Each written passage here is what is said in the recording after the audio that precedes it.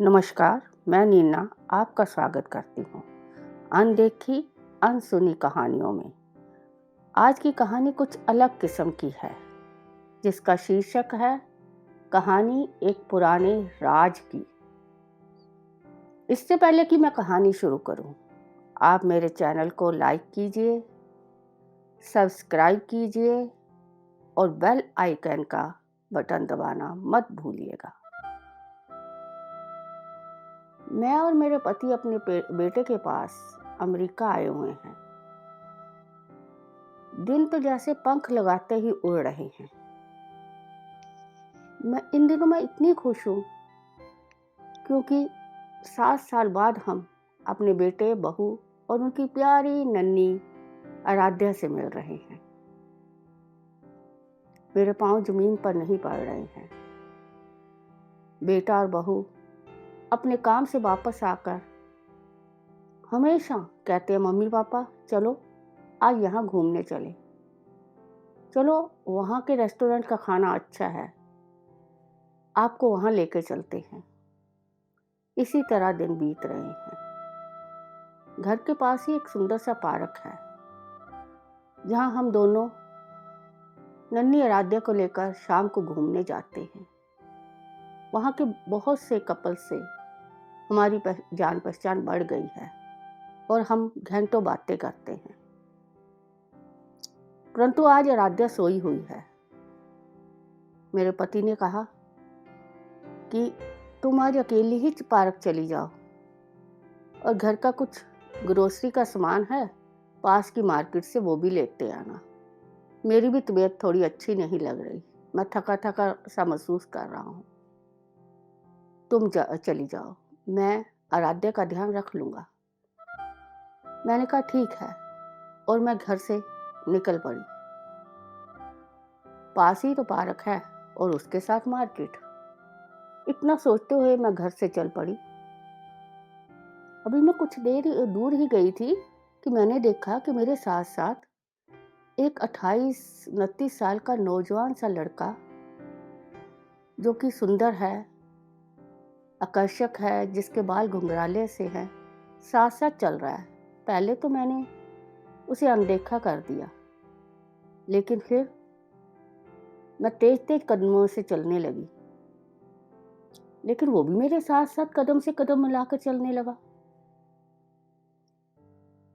अब मैंने अंदर थोड़ी सी घबराहट सी होने लगी, लेकिन मैंने अपने आप को समझाया, कोई बात नहीं, पार्क में तो सभी जानने वाले हैं, मैं किसी तरह वहाँ जल्दी से पहुँच जाऊँ।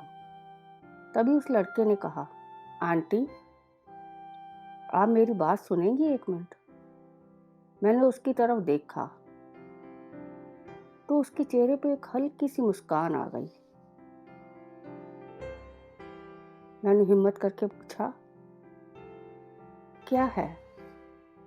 उसने कहा, मेरा एक संदेशा मेरी माँ को दे देंगी? आप इंडिया से हो ना? मैंने कहा हाँ, लेकिन तुम किस युग में जी रहे हो? आजकल तो वीडियो कॉलिंग हो जाती है। यदि तुमने कोई संदेशा देना ही है अपनी माँ को, तो वीडियो कॉलिंग कर लो, फिर तुम जो चाहो मर्जी बात करो। और यदि इस समय तुम्हारे पास फ़ोन नहीं है, तो मेरे फ़ोन से फ़ोन कर लो। उसने कहा कि मैं ऐसा नहीं कर सकता। मैं उसकी तरफ देखने लगी कि ये क्या कह रहा है। उसने इधर-उधर नज़र दौड़ाई, मैंने भी उसकी नज़रों का पीछा किया और सामने बेंच को देखकर बोला कि आंटी आप पहले इस बेंच पे बैठ जाइए, मैं फिर आपसे बात करता हूँ। मैं आगे बढ़कर उस बेंच पे बैठ गई, वो भी मेरे साथ ही बैठ गया। उसने कहा, क्योंकि मेरा अपनी माँ को संदेशा देना बहुत ज़रूरी है। मैं 6 महीने से कोशिश कर रहा हूँ, मेरी बात कोई नहीं सुनता। मैंने उसकी ओर हैरानी से देखा। उसने नज़रें नीचे करते हुए कहा, क्योंकि मैं मर चुका हूँ। इतना सुनते ही मेरा गला सूख गया। मुझे घबराहट होने लगी। मुझे ऐसा लगा मुझे अभी चक्कर आ जाएगा। उसने मेरी हाथ में पकड़ी हुई बोतल की तरफ देखा और मैंने भी जल्दी-जल्दी बोतल का ढक्कन खोल के पूरा पानी पी लिया। अब थोड़ी-सी हिम्मत मेरे में आई कि क्या मैं एक भूत को देख रही हूँ? उसने कहा, आंटी, आप बिल्कुल ठीक समझी।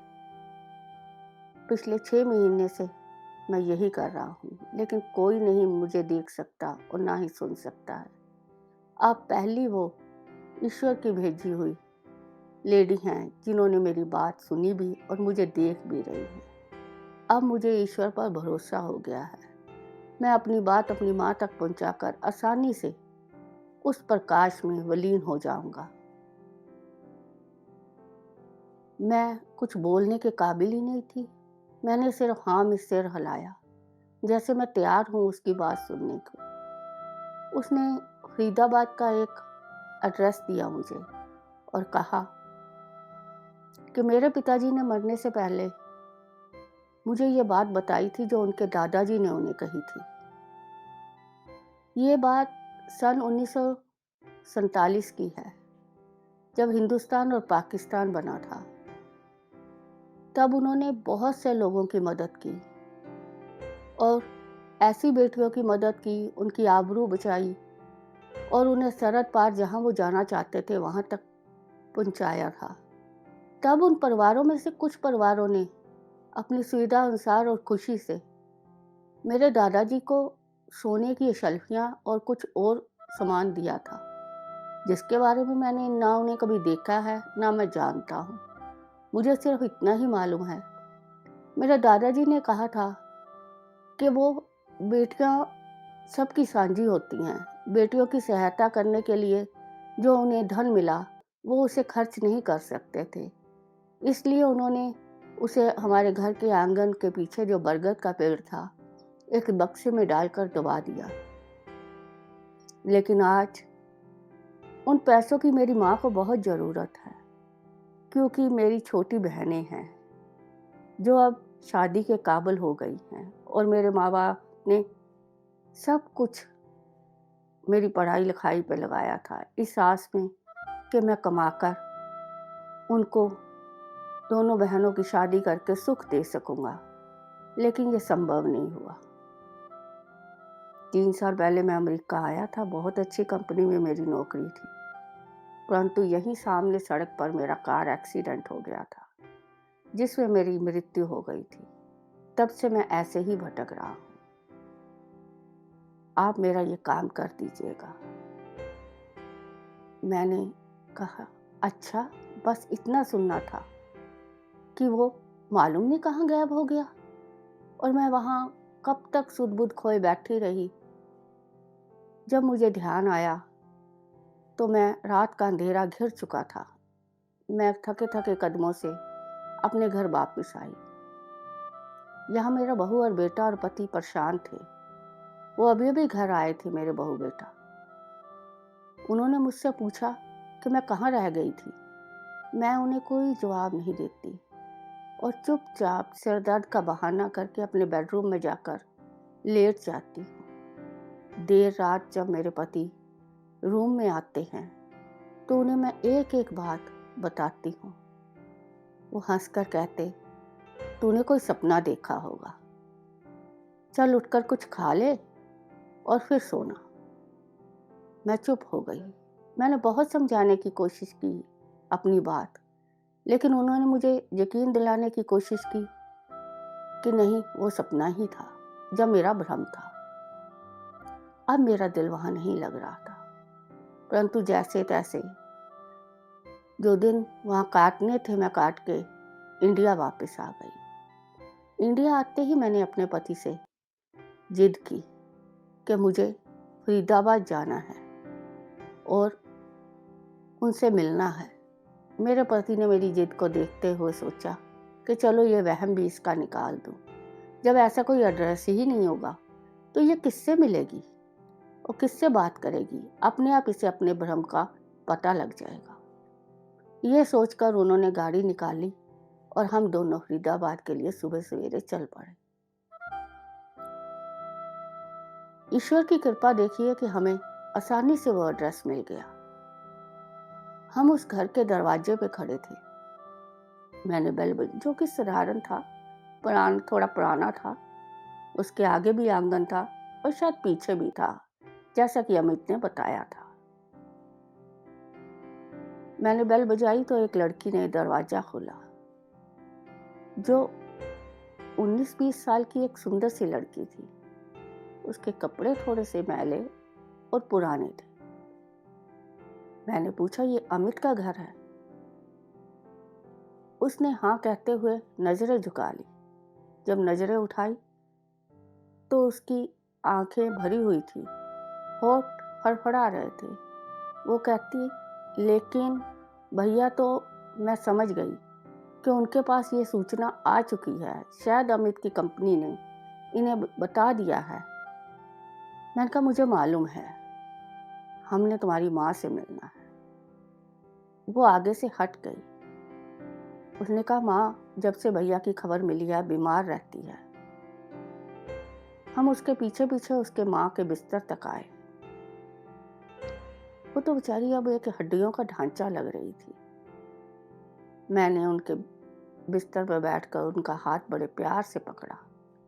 उन्होंने नजरें उठाकर मेरी तरफ देखा, पूछा, आप अमित को कैसे जानती हैं? अब मैंने उन्हें सारी बात बताने का निश्चय कर लिया था। तब तक एक और लड़की, जो कि उससे छोटी थी शायद, चाय बनाकर ले आई थी। दोनों बच्चियों को देख के मैं हैरान हो गई। बिल्कुल अमित की तरह सुंदर थी। चाय पीते हुए मैंने सारी बात उन्हें बताई।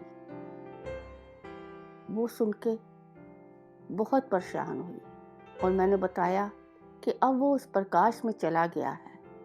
आपके बेटे की रूह बहुत नेक है। ऐसा बेटा किस्मत से मिलता है जो मरने के बाद भी अपनी माँ और बहनों की चिंता कर रहा है। और हम सब उस तरफ चल पड़े जिस तरफ बरगद का पेड़ था। अमित ने पहले ही बताया था कि मेरे दादाजी ने मेरे पिताजी को बता दिया था कि जिस तरफ बक्सा दबाया है वहां एक बड़ा पत्थर रखा हुआ है।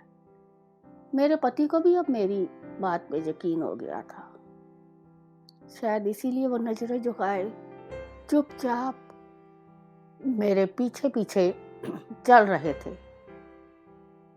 उन्होंने ही आगे बढ़कर वो पत्थर हटाया और हम सबसे तेज वहां की जमीन को खोदने लगे।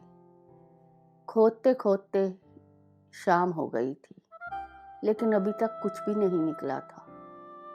अचानक मेरे पति ने कहा कि यहाँ कुछ है नीचे।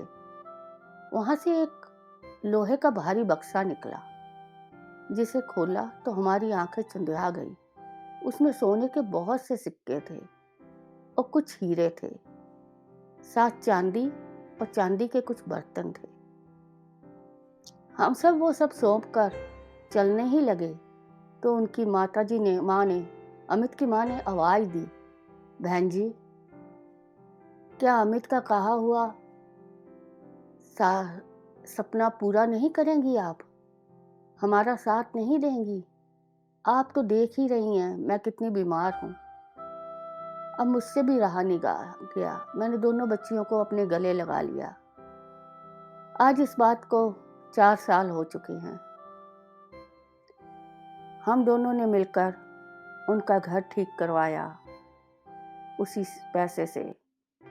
उन दोनों बेटियों की शादी अमित के सपने के हिसाब से ऊंचे और बड़े परिवारों में कर दी। और आज उनकी माताजी के इलाज के बाद उनके पास इतना पैसा है कि वो अपना सारा जीवन सुख और शांति से बिता सकती हैं और खुशी खुशी आज वो हमारे परिवार की तरह हमारे से आकर मिलते हैं। नमस्कार, मैं नीना आपको ये कहानी बिल्कुल जो कि सच्ची है सुना रही हूँ। अमित से के मिलने से पहले मुझे भी नहीं मालूम था कि ईश्वर ने ये गुण मुझे दिया है, क्योंकि ये तो अभी शुरुआत है। उसके बाद बहुत सी ऐसी कहानियाँ हैं जो मैं आपसे साझा करना चाहती हूँ और मैं आगे-आगे आपसे वो साझा करूँगी भी। यदि आपको मेरी ये कहानियाँ पसंद आती हैं, तो मेरा आपसे निवेदन है कि इसे और लोगों से शेयर कीजिए, ताकि और लोग भी इन्हें सुनें और समझें कि ईश्वर अच्छे लोगों के साथ हमेशा से है और हमेशा से रहेगा। मेरे चैनल को लाइक कीजिए, सब्सक्राइब कीजिए और बेल आइकन दबाना मत भूलिए। नमस्कार, फिर मिलते हैं।